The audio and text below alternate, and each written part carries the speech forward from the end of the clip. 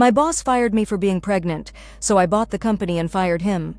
That sentence alone doesn't capture the exquisite satisfaction of watching his face crumble when he realized who his new owner was, doesn't convey the months of calculated moves that led to that perfect moment, doesn't explain how betrayal can transform a naive marketing coordinator into something far more dangerous. But I'm getting ahead of myself. Let me start from the beginning, from the day my world imploded in a sterile conference room that smelled like stale coffee and broken dreams. The pregnancy test had shown 2 pink lines 3 weeks earlier. 2 beautiful, terrifying, life-changing lines that made my hands shake as I sat on my bathroom floor at 6 in the morning.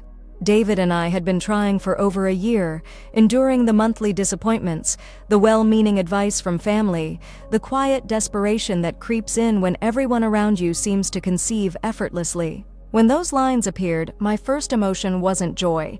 It was relief so profound it made me cry. Finally, our lives could begin the next chapter we'd been writing in our heads for so long. I told David by leaving the test on his nightstand with a note that simply read, "Daddy." His whoop of joy from the bedroom while I made coffee in the kitchen is a sound I'll treasure forever. He swept me into his arms, spinning me around our tiny kitchen while the coffee maker gurgled its morning song, both of us laughing and crying and planning a future that suddenly felt within reach.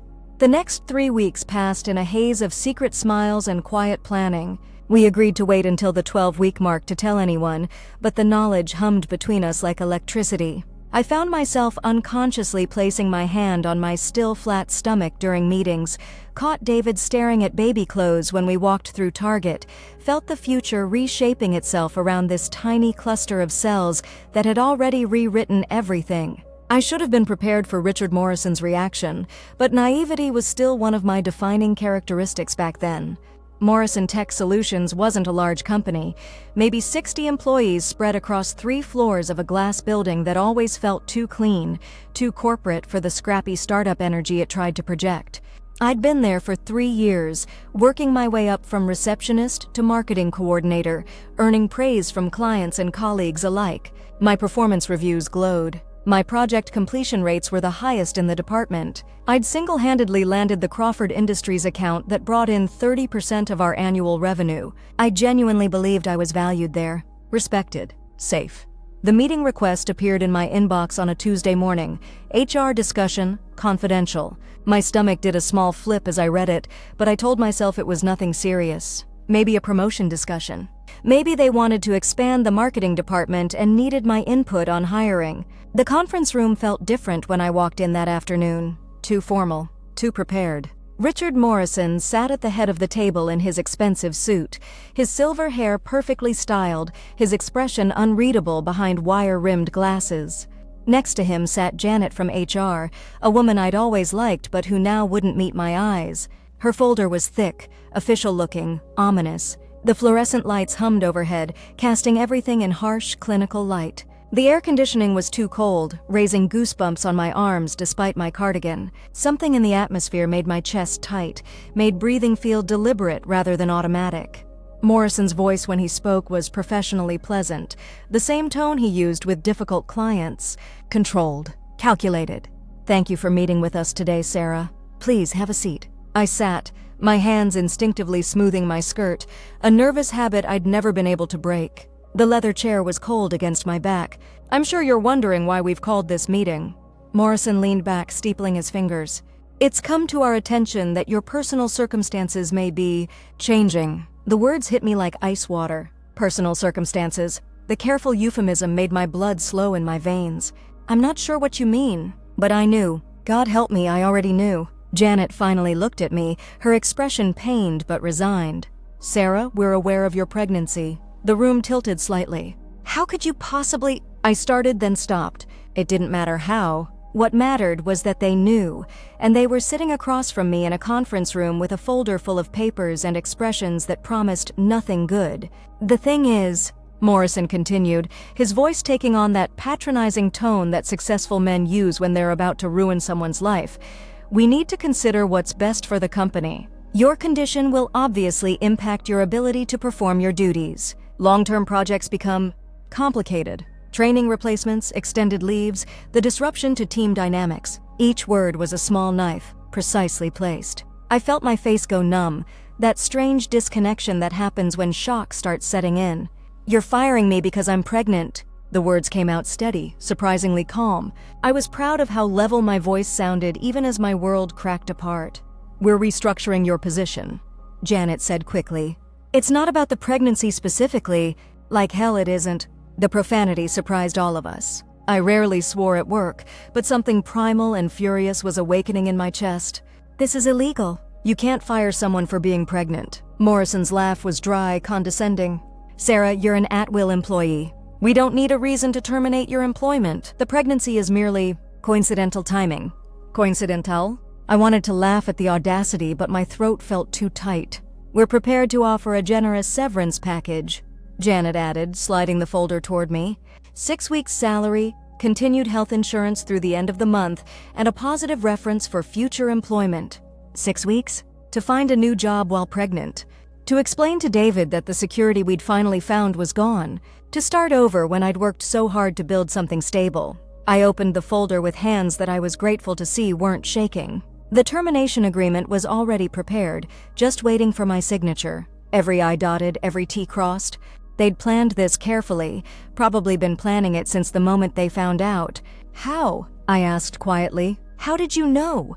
Morrison and Janet exchanged a glance. "That's not really relevant." "How?" The word came out sharper this time, carrying all the fury I was struggling to contain. Janet sighed. "Your insurance claim, prenatal vitamins. It flagged in our HR system for administrative purposes." Administrative purposes. They'd been monitoring my health insurance claims, probably everyone's, creating profiles, identifying potential problems, preparing preemptive strikes against anyone who might cost the company money or cause inconvenience. The rage that swept through me then was unlike anything I'd ever experienced. It started in my chest, a burning that spread outward until my fingers tingled and my vision sharpened to laser focus. They hadn't just fired me, they'd violated my privacy, reduced my pregnancy to a line item on a spreadsheet, treated me like a liability to be managed, rather than a person who'd given 3 years of excellent service to their company. "I need time to review this." I closed the folder, proud that my voice remained steady. "Of course," Morrison said. "Take the rest of the day. We'll need your answer by tomorrow morning." "And my office?" "Janet will help you pack your personal items. We'll have building security escort you out." Security? Like I was a criminal. Like I might steal company secrets or sabotage their computers. The humiliation of it burned in my throat. I stood on legs that felt disconnected from my body, took the folder under my arm, and walked out of that conference room with as much dignity as I could manage. The main office area fell silent as I passed. Word travels fast in small companies, and everyone could read the situation in my expression, in the folder I carried, in the way Janet trailed behind me like an apologetic warden. My office felt smaller than usual as I packed 3 years of my life into a cardboard box. Photos of David and me from our wedding, our honeymoon, last Christmas. A small succulent that had somehow thrived under fluorescent lights. The Employee of the Month. Plaque I'd won twice. A coffee mug David had given me that read, "World's Okayest Marketing Person." My colleagues kept their heads down, afraid to make eye contact, afraid that whatever had happened to me might be contagious. Only Lisa from accounting dared to approach, her expression stricken. "Sarah, I'm so sorry. This is horrible. Is there anything—" "It's fine," I lied, because the alternative was breaking down in front of everyone, and I wasn't ready for that yet. "I'll be fine." The security guard who walked me to my car was at least professional about it, maintaining a respectful distance, not making conversation. The afternoon sun felt too bright after the fluorescent cave of the office. My hands shook as I unlocked my car, the first real sign that the shock was wearing off and reality was setting in. I sat in my car for 10 minutes, staring at the building where I'd spent the last 3 years building what I thought was a career, a future, some measure of security. The glass facade reflected the afternoon sky, beautiful and impersonal, and completely unchanged by the fact that my life had just been systematically destroyed inside those walls. The drive home passed in a blur of traffic lights and radio static. I couldn't process music, couldn't focus on anything except the feel of the steering wheel under my hands and the simple mechanics of driving. Turn signals and brake lights and the steady thrum of tires on asphalt. David was home early, which should have been a blessing but felt like another complication. He was cooking dinner, humming something off-key, and the normalcy of it made everything feel surreal. The kitchen smelled like garlic and herbs, domestic and peaceful and completely at odds with the storm raging inside my chest. His smile when he saw me enter was so genuine, so full of love and contentment, that it nearly broke me on the spot. "Hey, beautiful. How was your day?" He leaned in to kiss my cheek, and I caught his familiar scent, soap and coffee and the faint cologne I'd bought him for his birthday. I couldn't answer immediately. The words were too heavy, too jagged to get past my throat. "Sarah?" His expression shifted to concern. "What's wrong?" "I got fired." The words came out flat, matter of fact, like I was reporting the weather. David went very still. The wooden spoon he'd been using to stir something on the stove remained suspended in his hand. "What?" "They fired me because I'm pregnant." The spoon clattered as he dropped it, sauce splattering across the stovetop. "They can't do that. That's illegal." "Apparently they can." I set my box of belongings on the kitchen counter, next to the coffee maker where we'd celebrated our pregnancy 3 weeks ago. The juxtaposition felt deliberately cruel. At-will employment. They don't need a reason. David's face cycled through confusion, disbelief, and then an anger that made his jaw tighten and his hands clench into fists. "We'll sue them. We'll get a lawyer. This is discrimination, pure and simple." "With what money?" The question came out harsher than I intended.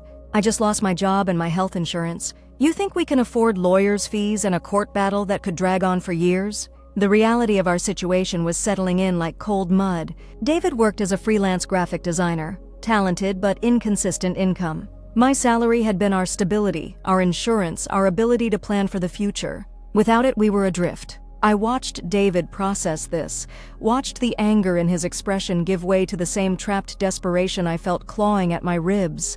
We stood there in our kitchen, surrounded by the life we'd built together, and for the first time since we'd gotten married, I could see fear in his eyes. "We'll figure it out," he said finally, but his voice lacked conviction. "You're brilliant at what you do. Someone else will hire you." Someone else. While I was pregnant. When showing would become obvious in a matter of months, when any prospective employer would see the same liability that Morrison had seen, would make the same calculations about disruption and training costs and extended leave. The sauce was burning on the stove, filling the kitchen with the sharp smell of caramelized tomato. David rushed to turn off the heat, cursing softly as he tried to salvage dinner. I watched him work, this man who'd promised to love and protect me, who'd been so excited about becoming a father, now frantically trying to save a pot of sauce because even small luxuries might be precious soon. That night, I lay in bed staring at the ceiling while David slept restlessly beside me. Every time I closed my eyes, I saw Morrison's face, heard the casual cruelty in his voice as he destroyed my life with corporate euphemisms, administrative purposes, personal circumstances, restructuring. The rage I'd felt in that conference room wasn't fading. If anything, it was crystallizing, hardening into something colder and more focused. They'd not only taken away my job, they'd threatened my child's future, my family's security, everything we'd worked toward. I thought about other women this had probably happened to. How many employees had Morrison and his company discarded for being inconvenient? How many lives had they casually destroyed while hiding behind legal technicalities and corporate doublespeak? Somewhere around 3 in the morning, I made a decision that would change everything. I wasn't going to just find another job. I wasn't going to slink away and let them win. I was going to make them pay for what they'd done, not just to me, but to everyone they'd ever treated as disposable. I was going to buy Morrison Tech Solutions, and I was going to fire Richard Morrison myself. The idea should have seemed impossible, absurd. I was an unemployed pregnant woman with maybe $3,000 in savings and a husband whose income fluctuated wildly month to month. We were nobody, nothing, exactly the kind of people that men like Morrison stepped on without thinking twice. But as I lay there in the dark, listening to David's breathing and feeling the tiny flutter that might have been imagination or might have been the first whisper of movement from the life growing inside me, I began to plan. The first step was research.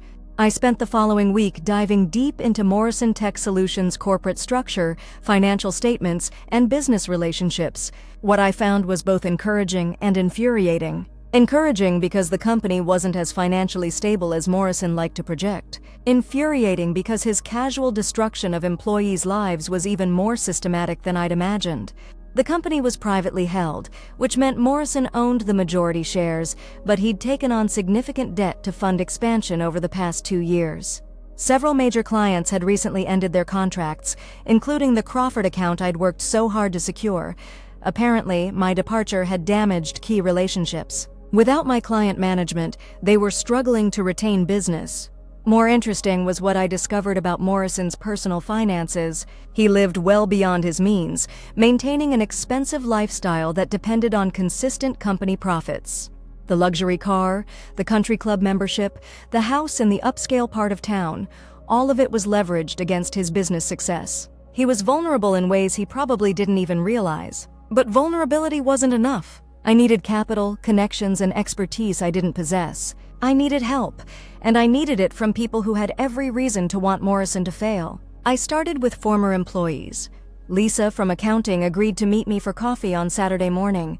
She looked nervous as she sat across from me at the small cafe downtown, glancing around as if she expected Morrison to materialize from behind a newspaper. "I can't stay long," she said, stirring her latte with agitated precision. "If anyone finds out I'm talking to you, I understand." I leaned forward, keeping my voice low. "Lisa, I need to know about other people Morrison has let go. Especially women. Especially anyone who might have legal grounds for discrimination claims." Her expression grew troubled. "Sarah, there have been several. More than several." She named 4 women who'd been terminated in the past 18 months under suspicious circumstances. One was fired a week after requesting maternity leave.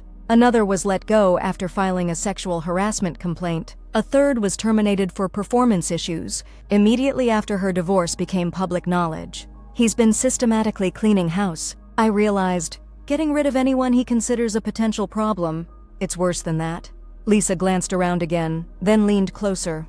He's been having Janet document everything, building files on employees, personal information, family situations, health issues, all of it justified as human resources management, but it's really about identifying who might cost the company money or cause trouble. The violation of it made my stomach turn. Morrison wasn't just a bad boss.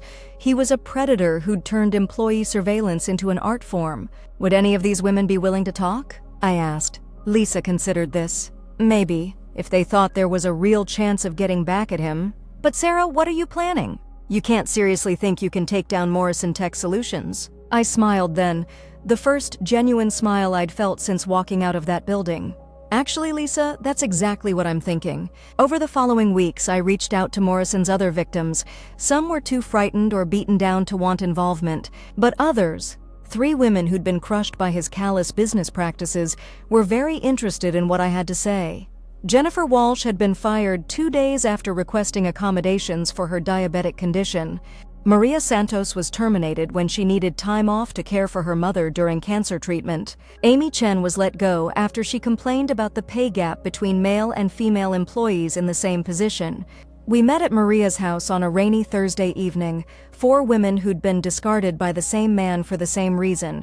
We'd become inconvenient. The atmosphere was electric with shared anger and the intoxicating possibility of real revenge. "The legal route is too slow," Jennifer said, her voice bitter with experience. "I consulted with 3 different lawyers. Even with clear discrimination, these cases drag on for years and cost more than most people can afford. Morrison knows that. But what if we didn't need to prove discrimination in court?" I asked. "What if we could destroy him financially instead?" I laid out what I'd learned about Morrison's vulnerabilities. The company's debt load, the client losses, the personal expenses that depended on business success, and most importantly, what I'd discovered about the company's ownership structure. Morrison owns 60% of the company, I explained, but he's not the only shareholder. There are 4 minority investors who own the remaining 40%, and from what I can tell, at least 2 of them have been unhappy with company performance lately. "So?" Amy asked. "So, if someone could acquire those minority shares and convince Morrison to sell his majority stake." I let the implication hang in the air. Maria laughed, but there was no humor in it. "With what money? Do you have a secret trust fund the rest of us don't know about?" "No," I admitted. "But I have something else. I have knowledge of Morrison's illegal employment practices. I have documentation of systematic discrimination. I have witness testimony from multiple victims." I paused, letting that sink in. "And I have an idea of how to turn all of that into leverage." The plan I outlined was complex, risky, and would require perfect timing. It would also require all of us to be braver than we'd ever been, to risk everything on the possibility that justice might actually be achievable. But as I spoke, I watched the expressions around Maria's living room change from skepticism to interest to fierce determination. These weren't defeated women anymore. They were warriors who'd finally found a battle worth fighting. Jennifer was the first to agree. "I'm in. That bastard destroyed my career and my health insurance when I needed it most. If there's a chance to make him pay, I'll take it." Amy nodded. "I've got some money saved. Not much, but if it means watching Morrison lose everything the way we did." Maria was quiet for a long moment, staring out her window at the rain. Finally, she turned back to us. "My mother died while I was unemployed because I couldn't afford to take her to the best doctors. Morrison killed her as surely as if he'd pulled a trigger." Her voice was deadly calm. "Whatever you need from me, you have it." The first phase of our plan involved documentation.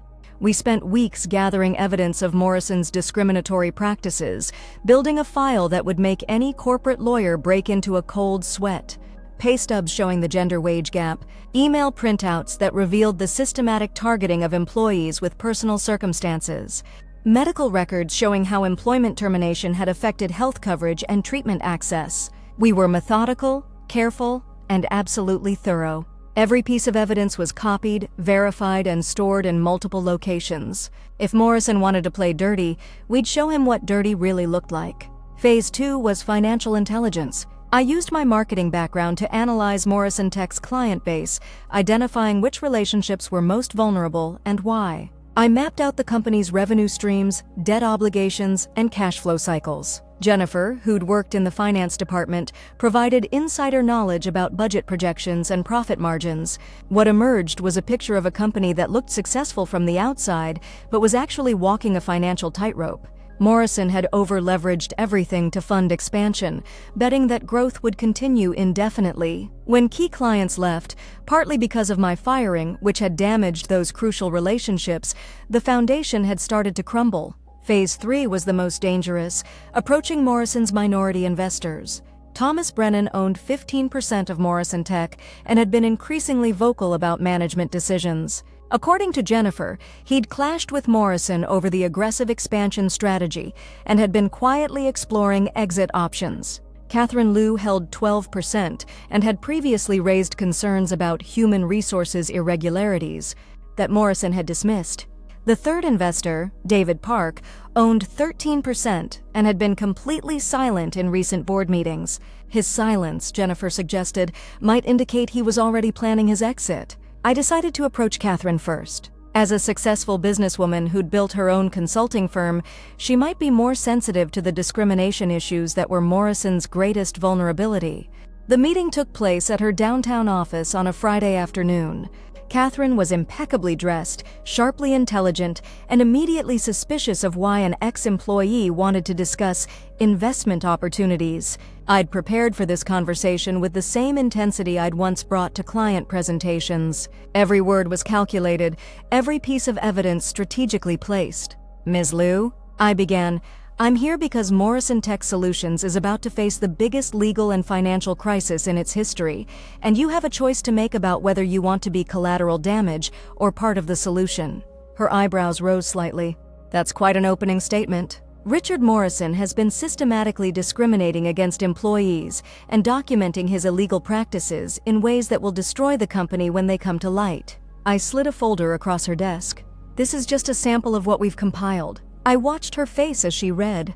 The initial skepticism gave way to concern, then to visible anger. When she looked up, her expression was carefully neutral, but I could see the calculation behind her eyes. "This is damaging," she admitted. "But accusations without legal action don't necessarily—" "We're not making accusations," I interrupted. "We're filing formal complaints with the EEOC next week. 4 separate discrimination cases, all with extensive documentation. The legal fees alone will cripple Morrison Tech's cash flow, and that's before we factor in potential settlements and damage to client relationships." Catherine set the folder down carefully. "What exactly are you proposing?" "Sell me your shares." The silence stretched between us, filled with the hum of air conditioning and the distant sound of downtown traffic. "I'm sorry, what?" "Sell me your 12% stake in Morrison Tech Solutions." I'll pay fair market value, which based on the company's current financial situation and impending legal troubles, is probably about 60% of what you paid for it. Catherine laughed, a sharp sound. You're unemployed. How exactly do you plan to finance this acquisition? I have investors. The lie came out smoothly, confidently. People who are very interested in seeing Morrison face consequences for his actions. It wasn't entirely a lie. The other women and I had pooled our resources, not enough to actually buy anything significant, but enough to make initial payments that would establish legal commitment. And I'd been quietly reaching out to other potential backers, people who'd been damaged by Morrison's business practices or who simply believed in the justice of what we were trying to accomplish. Catherine studied me for a long moment. You know, I've been looking for an exit strategy. Morrison's management style has made me increasingly uncomfortable, and the financial trajectory isn't sustainable. She paused. But selling to you would essentially be handing you the ammunition to destroy a company I partly own.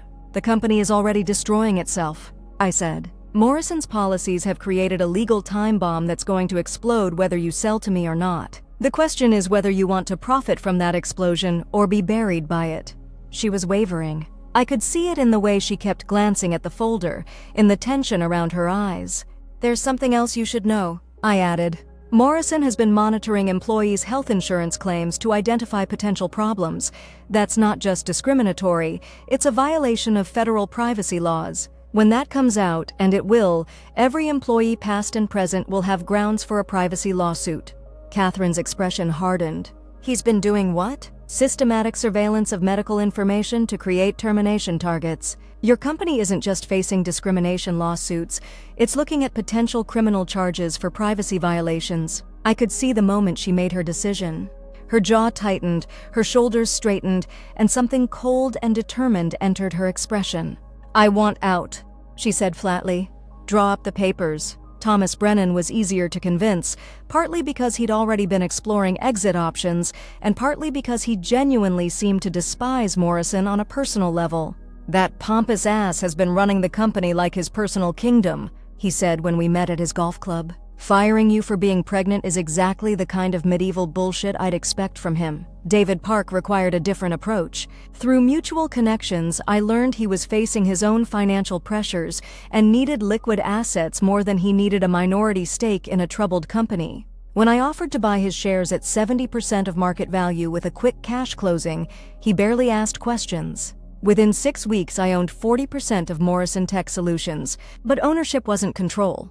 Morrison still held the majority, and he was completely unaware that his former employee now held enough shares to make his life very complicated. The next phase required more capital than our small group could provide, which meant bringing in outside investors. This is where the plan became truly audacious. I'd identified 3 venture capital firms that specialized in acquiring and restructuring troubled companies. More importantly, I'd researched their principals and found that one of them, Sarah Chen at Meridian Capital, had her own history with workplace discrimination early in her career. The presentation I prepared for Meridian was the most important pitch of my life. I had one chance to convince sophisticated investors that an unemployed marketing coordinator had developed a viable strategy for acquiring and transforming a mid-sized tech company. I wore my best interview suit and practiced my presentation until I could deliver it flawlessly. But when I walked into Meridian's sleek conference room and saw Sarah Chen and her 2 partners, my confidence wavered. These were serious people with serious money who dealt with serious business opportunities. What was I doing here? Then I thought about Morrison's face as he fired me, about the casual cruelty in his voice, about all the women whose lives he'd damaged without a second thought. The anger steadied me. Morrison Tech Solutions is a profitable company being destroyed by toxic leadership, I began. Within the next 90 days, it will face multiple federal discrimination lawsuits, potential criminal charges for privacy violations, and significant client defections due to management failures. The current owner's response to these challenges will be denial, legal stonewalling, and accelerated cost-cutting that will only make the problems worse. Sarah Chen leaned forward slightly. And you see this as an investment opportunity, how? Because with proper leadership and a genuine commitment to ethical business practices, Morrison Tech's core business is sound. The client relationships can be rebuilt, the legal issues can be resolved through appropriate settlements and policy changes, and the company culture can be transformed from a liability into a competitive advantage. I walked them through the financials, the legal vulnerabilities, and the market opportunities. But most importantly, I told them the story. Not just my story, but the stories of all the women Morrison had discarded, all the employees who'd been treated as disposable, all the clients who'd been lost due to his short-sighted policies. This isn't just a business opportunity, I concluded. It's a chance to prove that companies can be profitable and ethical, that treating employees with respect isn't just morally right, but financially smart, that karma can be a business strategy. The room was silent for a long moment. Finally, Sarah Chen smiled. "How much do you need?" Meridian Capital agreed to provide the financing for a hostile takeover of Morrison Tech Solutions in exchange for majority ownership of the restructured company. I would serve as CEO, with a path to gradually buy back controlling interest over 5 years. It wasn't perfect. I'd be working for investors rather than owning the company outright, but it was justice. Morrison would lose everything, his victims would be vindicated, and I'd have the chance to build the kind of workplace I wished I'd had. The legal mechanics of a hostile takeover are complex and boring, but the emotional experience is pure predatory satisfaction. Every document filed, every regulatory requirement met, every shareholder notice sent was another step closer to the moment when Morrison would realize his world was ending. We moved carefully and quietly, using shell companies and legal proxies to mask our intentions. Morrison had no idea what was coming until it was far too late to stop it. The beauty of our approach was that everything we did was completely legal. We weren't using insider information or market manipulation. We were simply applying the rules of corporate finance to a man who'd spent years believing he was untouchable. While the takeover machinery ground forward, I dealt with the discrimination lawsuits. All 4 women, plus 3 additional former employees who'd come forward, filed formal complaints with the EEOC. The legal fees and settlement costs alone would have bankrupted Morrison Tech's cash reserves. But we weren't interested in bankrupting the company. We needed it viable so we could acquire it. Instead, we structured the legal action to create maximum pressure on Morrison personally while leaving the business intact. Jennifer, our former finance department insider, provided crucial intelligence about Morrison's financial situation. His lifestyle was even more leveraged than I'd realized. The house, the cars, the country club membership, all of it depended on consistent dividends from his company shares. When the legal costs started mounting and the hostile takeover bid became public, Morrison's carefully constructed world began imploding with beautiful precision. The first sign that our plan was working came when Morrison called an emergency board meeting. Of course, he had no idea that 40% of his board was now controlled by his former employees. Catherine Liu, still officially representing her shares despite having secretly sold them to us, attended the meeting and reported back immediately. "He's panicking," she said over coffee. "Completely falling apart. He spent 20 minutes ranting about disloyal employees and frivolous lawsuits before anyone could get a word in. When Thomas suggested that settling the discrimination cases might be more cost-effective than fighting them, Morrison accused him of betraying the company. The board meeting had been a disaster for Morrison, making it clear that he was losing control of the narrative and the business. More importantly, it had revealed just how isolated he'd become. Years of toxic leadership had alienated even his investors. 2 days later, Morrison's largest remaining client announced they were terminating their contract effective immediately. The official reason was strategic realignment, but Jennifer's contacts suggested the real reason was concerns about Morrison Tech's legal troubles and management instability. Morrison was bleeding money, losing support, and facing legal action that would only get worse. But he still didn't know the true scope of what was coming for him. The final pieces fell into place on a cold Tuesday in November. Our takeover bid had been officially filed, the discrimination lawsuits were proceeding through federal channels, and Morrison's financial situation had deteriorated to the point where he was quietly shopping for emergency loans. That's when I decided it was time to end this. I had Catherine Liu request another board meeting, ostensibly to discuss the company's response to the hostile takeover bid. Morrison had no choice but to attend. As majority shareholder, he needed to present his defense strategy. What he didn't know was that the 3 minority investors he thought he could count on had all secretly sold their shares to me. What he didn't know was that I now owned 40% of his company. What he didn't know was that the woman he'd fired for being pregnant was about to walk into his boardroom with controlling interest from Meridian Capital and a purchase offer he couldn't refuse. I arrived at the Morrison Tech building at exactly 2 o'clock. The same glass facade, the same sterile lobby, the same elevator I'd ridden countless times when I was naive enough to believe hard work and loyalty mattered. The security guard who'd escorted me out 3 months earlier nodded politely as I passed. He had no idea who I was now or what I was about to do to his boss. The conference room was the same one where Morrison had destroyed my life, but everything else had changed. I was no longer the frightened employee clutching a termination agreement. I was a business owner with the backing of serious investors and the legal ammunition to destroy the man who'd thought I was disposable.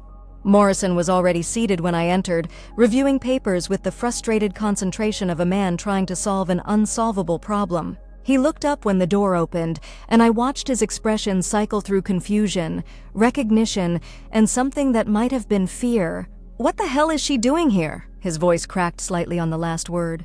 "Sarah is here as the representative of the investor group that's been acquiring Morrison Tech shares," Catherine Liu said calmly. "She now owns 40% of the company." The silence that followed was exquisite. I watched Morrison's face drain of color as the implications hit him. His former employee, the pregnant woman he'd casually discarded, was now his business partner. "That's impossible," he whispered. "Actually, it's just expensive." I sat down across from him, in the same chair where I'd received my termination notice. "But worth every penny for this moment." I opened my folder, a much thicker folder than the one Janet had slid across this same table, and began laying out documents, share purchase agreements, financial statements, legal filings, the entire paper trail of his company's acquisition. "Here's what's going to happen," I said, my voice steady and professional. "Meridian Capital is prepared to make a cash offer for your remaining shares at 60% of market value. Given the company's current legal troubles and financial situation, it's a generous offer." Morrison's hands were shaking as he reached for the documents. "You can't do this. I built this company. I own this company. You owned this company," I corrected. "Now you're a minority shareholder in a business that's about to be restructured under new management." Thomas Brennan, who'd been quietly enjoying Morrison's distress, leaned forward. "The offer is fair, Richard. More than fair considering the circumstances." "What circumstances?" Morrison's voice was rising, that controlled professional facade finally cracking. "A few disgruntled employees making false accusations. 4 federal discrimination lawsuits with extensive documentation," I replied calmly. "Systematic violation of employee privacy rights. Client defections due to management failures. A company culture so toxic that your own investors have been looking for exit strategies." I slid another document across the table. "This is the EEOC's preliminary finding in my case. They've determined that probable cause exists for discrimination based on pregnancy, and they're recommending the case proceed to federal court." Morrison read the first few lines and went even paler. "This is ridiculous. You were fired for legitimate business reasons." "Really? Then you won't mind explaining to a federal jury why you terminated your highest performing marketing coordinator 1 week after learning about her pregnancy through illegally accessed health insurance records." The room was dead silent. Morrison looked around the table, searching for support, for allies, for anyone who might help him fight this nightmare. But Catherine Liu was studying her manicured nails with careful disinterest. Thomas Brennan was openly smiling. David Park had never showed up to the meeting at all. "You planned this," Morrison said finally, his voice hollow. "You've been planning this since the day we let you go." "No," I corrected.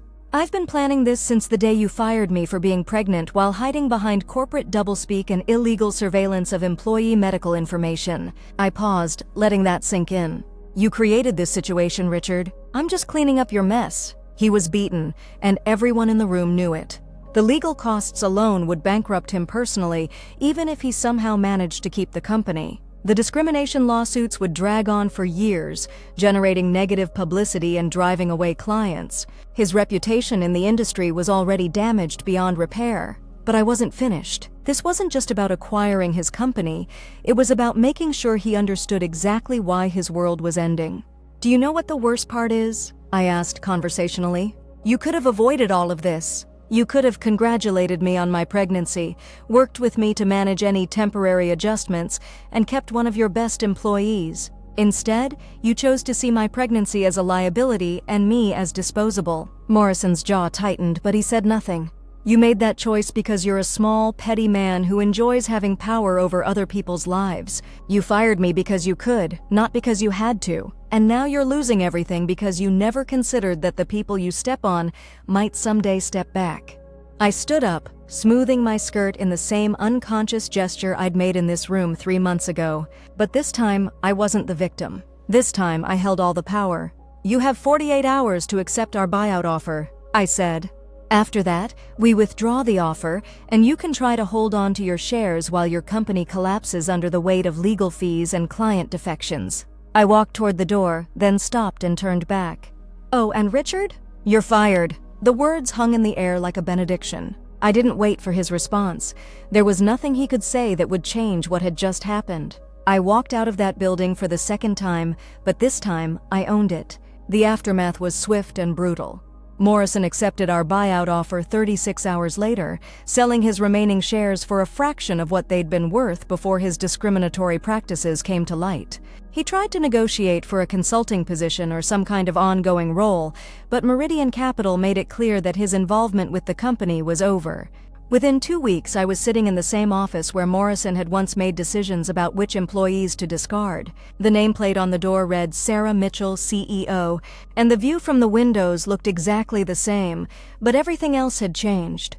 My first official act was settling the discrimination lawsuits on terms that provided real compensation to Morrison's victims while establishing new policies to prevent similar abuses. My second was hiring back every qualified employee Morrison had illegally terminated, offering them better positions and salaries than they'd had before. Jennifer returned as CFO, bringing financial expertise and institutional knowledge that proved invaluable during the transition.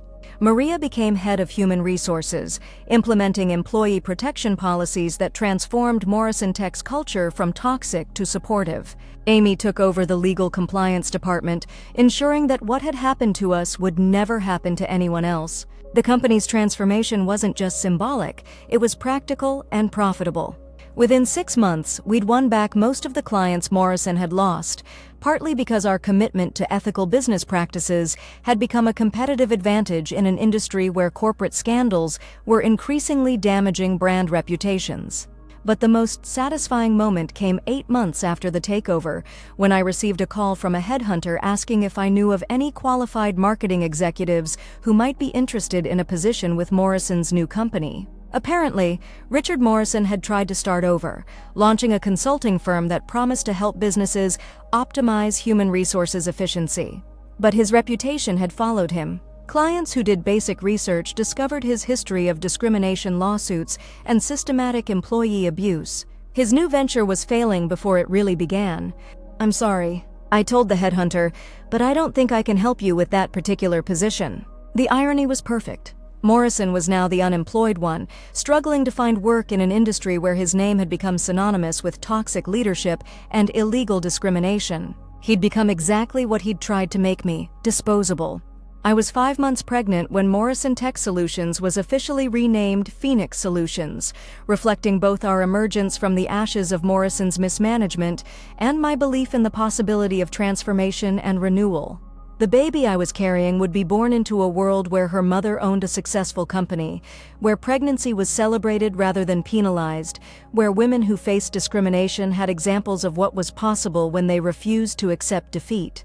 David cried when we toured the new executive office, his hand resting on my growing belly as we stood by the windows overlooking the city.